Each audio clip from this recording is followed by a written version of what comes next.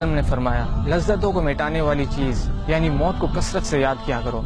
ایک انصاری نے عرض کیا ہے یا رسول اللہ مومنوں میں سے سب سے زیادہ عقل مند کون ہے؟ آپ صلی اللہ علیہ وسلم نے ارشاد فرمایا جو موت کو زیادہ یاد کرتا ہو اور موت کے بعد آنے والے وقت کے لیے اچھی تیاری کرتا ہو وہ سب سے زیادہ عقل مند ہے۔ رسول اللہ صلی اللہ علیہ وسلم نے فرمایا اگر تم وہ باتیں جان لو جو میں جانتا ہوں تو تم ہنستے کم اور روتے زیادہ، بستروں پر بیویوں سے لطف اندوز نہ ہو سکتے اور اللہ کی پناہ طلب کرتے ہوئے میدانوں کی طرف نکل جاتے۔ یہ باتیں سن کر قبر کی سختیوں اور آخرت کے مراحل کو سن کر حضرت ابو ذر کہتے ہیں کاش میں ایک درخت ہوتا جو کاٹ دیا جاتا۔ حضرت انس سے روایت ہے کہ نبی صلی اللہ علیہ وسلم نے فرمایا اگر مجھے یہ خدشہ نہ ہوتا کہ تم اپنے مردے دفن کرنا چھوڑ دو گے تو میں اللہ تعالیٰ سے دعا کرتا کہ وہ تمہیں عذاب قبر کی آوازیں سنا دے۔ حضرت ابو ہریرہ رضی اللہ عنہ سے روایت ہے کہ نبی صلی اللہ علیہ وسلم نے فرمایا آدمی جب قبر میں دفن کیا جاتا ہے تو فرشتے سر کی طرف سے عذاب دینے کے لیے آتے ہیں تو تلاوت قرآن اسے دور کر دیتی ہے، جب فرشتے سامنے سے آتے ہیں تو صدقہ خیرات اسے دور کر دیتا ہے، اور جب پاؤں کی طرف سے فرشتہ آتا ہے تو مسجد کی طرف چل کر جانا اسے دور کر دیتا ہے۔ میرے محترم بھائیوں اور بہنوں،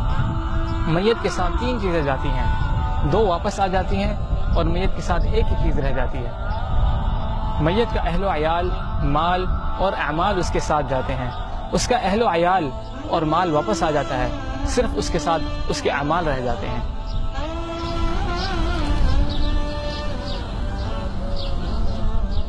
میرے دوستوں، بھائی اور بہنوں، جس طرح آپ نے دیکھا کہ لوگ بڑی بڑی بلڈنگیں تو بنا لیتے ہیں لیکن اس قبر کے لیے کچھ بھی نہیں کرتے جس کی چوڑائی صرف 2 ہاتھ ہے، اور رسول اللہ صلی اللہ علیہ وسلم نے فرمایا کہ تم اس کے لیے تیاری کرو۔ لوگ آج اپنی پوری زندگیاں جاب، سیلری اس چیز کو مقصد بنا لیتے ہیں جو کہ یہ ہماری صرف ضرورت ہے، ہمارا مقصد نہیں ہے، اور ہمیں اس لیے اس قبر کی تیاری کے لیے نماز کی پابندی، روزہ، زکوٰۃ، حج اور اللہ کی راہ میں خوب خرچ کرنا چاہیے۔ اس طرح اللہ ارشاد فرماتے ہیں سورۃ المنافقون میں وَأَنفِقُوا مِمَّا رَزَقْنَاكُم مِّن قَبْلِ أَن يَأْتِيَ أَحَدَكُمُ الْمَوْتُ فيقول رب لولا أخرتني إلى أجل قريب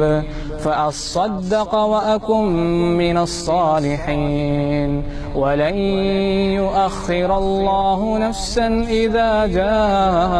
أجلها والله خبير بما تعملون۔